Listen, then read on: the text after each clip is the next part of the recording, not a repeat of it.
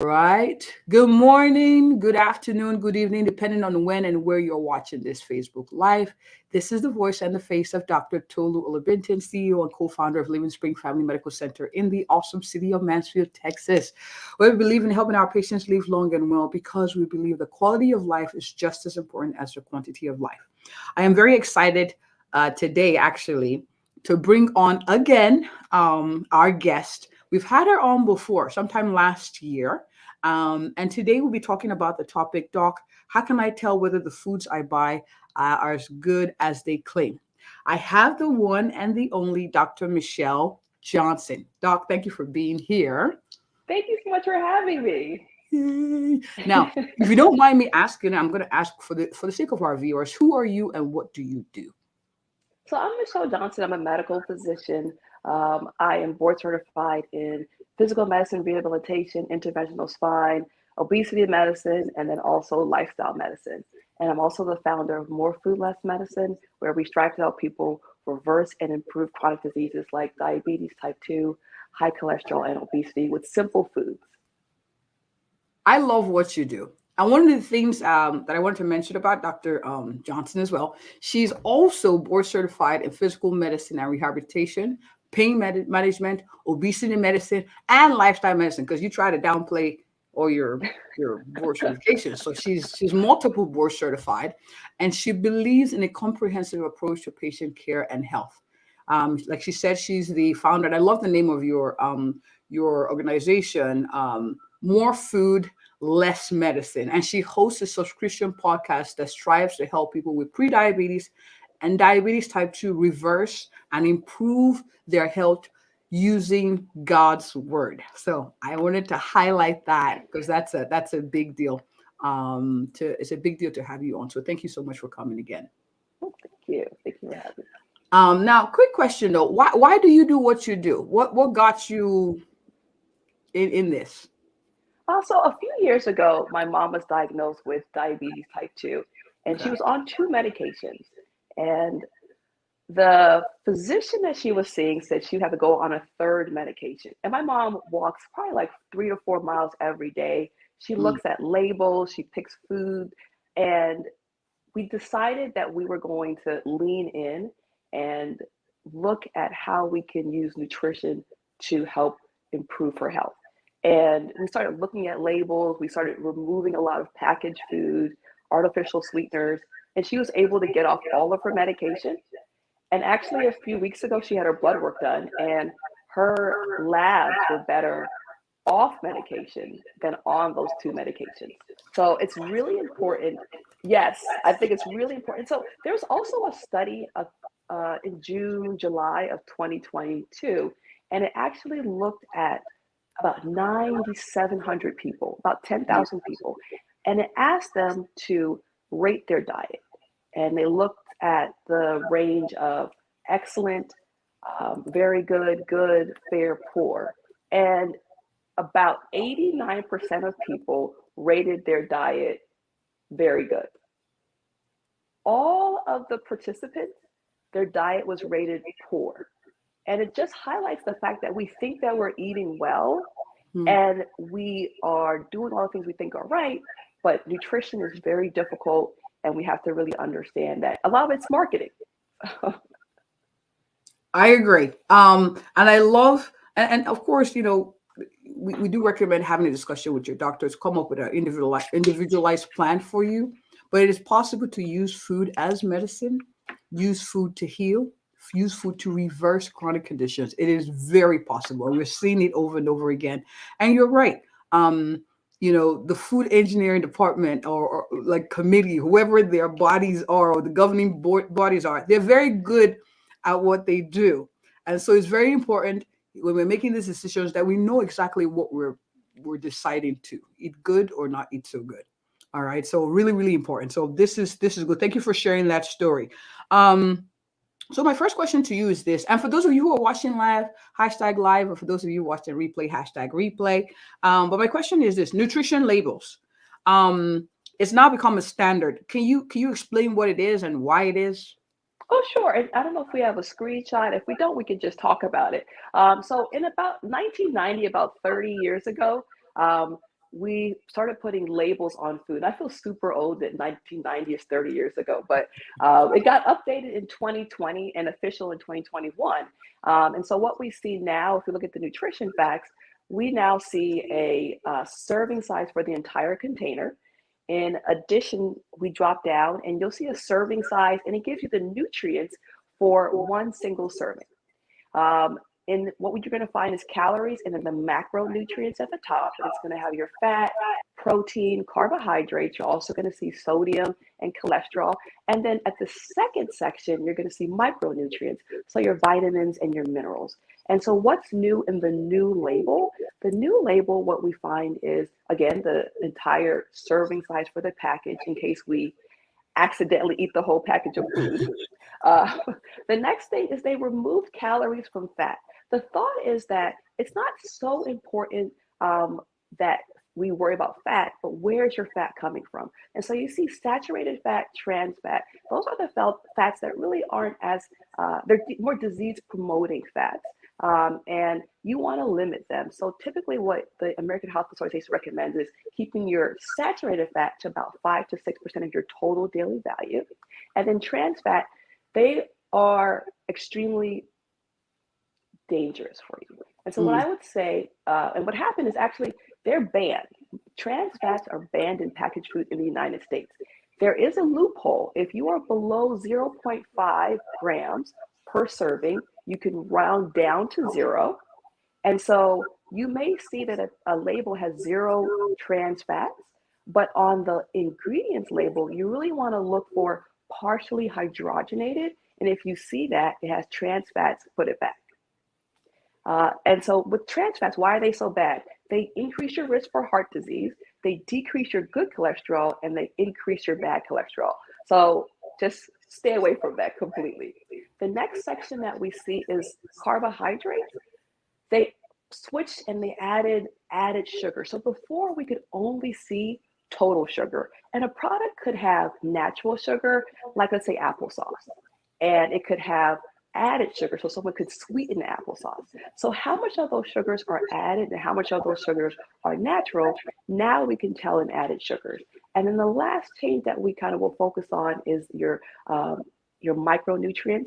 They took away vitamin A, vitamin C. It's very rare you're going to see deficiencies in vitamin A and vitamin C, but now they replaced it with vitamin D, calcium, iron, potassium, so that way we can know what's in our food.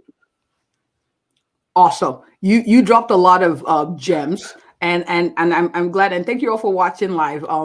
I'll say this: I'm hoping people can go replay and then re-listen. By law now, the nutrition facts were put in place, well, I mean years ago, to expose us to what we're eating. So that way, it's like, well, at least I told them. At least I told them that they're eating some things that are not so good for them, some things that can increase heart disease. So they made a decision. They saw the label. We're clear. All right. So my next question is this, and we're still looking at the label. It's, what is a serving? Can you explain that? So looking at this one, let's say it's, I don't know what food we want to use, but some packaged food, and they're saying it has 8 servings. What does that mean in terms of these numbers that you see here, Doc? So the serving size is determined by the FDA. And so what happens is they will give a recommendation of what the serving size should be based on what we typically eat. Not how much you should eat, but how much a typical person will eat. So if we look at something like a can of soda, 12 ounces, the serving size used to be 8 ounces, but very few people are leaving 4 ounces of soda in the can. And so the serving size has now changed to 12 ounces. And so when we look at serving size, it's not a recommendation of what you should eat. It's a typical amount of what we're eating as the nutrition label. But then when we look at serving size in terms of our own life, you have different guidelines. So when we look at, let's say, things like protein, you want to look at the size of your fist is a serving size of protein, or a deck of cards. If you want to look at things like nuts, even though Nuts are a healthy fat. We want to limit them to about a fourth of a cup, and that's about a golf ball size. We look at carbs, about an ounce of bread or a half a cup of your whole grains. And then with your healthy fats, you're looking at about the size of the tip of your thumb is a good serving size. Fruits, they recommend a medium-sized fruit. I say find the biggest fruit you can find. And then smaller things like mandarins and peaches, and even like plums, you may get 2 of those. And then vegetables, half a cup, like a computer mouse is a good serving size. And then leafy green vegetables, about a cup, about a baseball size. Again, I say with leafy green vegetables, always talk to your doctor. You don't want to suddenly increase your leafy green vegetables if you have something like Coumadin or warfarin, or if you have kidney issues, or you're not used to eating a lot of fiber. But if your doctor says, go ahead, the way that I say, you know, you're in a good range is people will say 9 words to you. Are you going to eat all of that yourself? That's how you know you're in a good range for your leafy green vegetables. Okay. I like that. I like that. So let's talk. So let's looking at this diagram or this picture here. So and correct me if I'm wrong. So this has 8 servings. So let's say this is a bag of chips. So in each serving, there's 230 calories, right? So it means that if this was a whole bag of chips and there are 8 servings, it means that if I eat the whole bag of chips, I've eaten 8 times 230 calories. Is that correct? That's correct. So everything on that below calories gets multiplied by 8. So Because sometimes this serving size looks small and the calories look big. So you're like, ooh, if I eat this, I'm just eating 230 calories. I still have room to eat. Yeah, so what you want to always do is the new labels have the entire package serving size. And so you can multiply that number by the number of calories below it, and that will give you the entire amount of calories and nutrients if you eat the entire package. So there's a little bit of math involved, but understand that if the serving size the serving size per container does not say 1, that means that you have to do some multiplication. And we got calculators for that. But if I were to calculate this one, 230 times 8,042, that's 1,840 calories. If whoever eats this, yeah. So it's a good size. And I think this is important to emphasize because sometimes we go about a day approximating and not realizing that we're eating more than we think we are, or we're eating healthier than we are. My next question to you is this, Doc. So, what are 3 things you mentioned it before, but I wanted us to reemphasize it, that I should avoid or limit when I'm looking at the nutrition fact? I get a bag of something, I'm looking at it, and I'm like, and I have to choose between bag 1 or box 1 and box 2. What 3 things would you say I should look at quickly? Because sometimes, when you look at the numbers, people feel like, oh my God, I feel so overwhelmed. It looks like too much to calculate, so I'm not going to look at it. But what are 3 quick things you say, okay, stay away from, avoid, or limit? So the first thing I would say is when you look at the label, you want to look at your total fats. Um, Again, it's broken down into the fats that are kind of disease promoting, are going to be your saturated and your trans fat. And the FDA has a 520 rule. So if a food has a nutrients that is 5% or less, so let's say that the total fat is 5% or less, then that means it's low in that nutrient. And if it's 20% or more, that means it's high in that nutrient. So it's a very quick and dirty way to look at a percentage without using a calculator. So if your total fat is under 5%, that means it's a low fat food per the FDA, and you can use that rule. And then if it's over 20%, that means it's high in that food. It's a high fat food.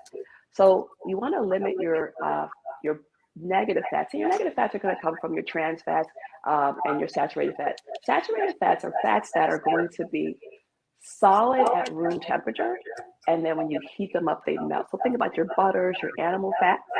And then trans fats are man-made fats. They take vegetable oils and then they add a hydrogen to them to make them more shelf stable. So those are things that you definitely want to avoid. Keep that under 5%. The American Heart Association recommends for saturated fat, 5 to 6% of your calories should come from saturated fat. The next thing you want to look at is your sodium.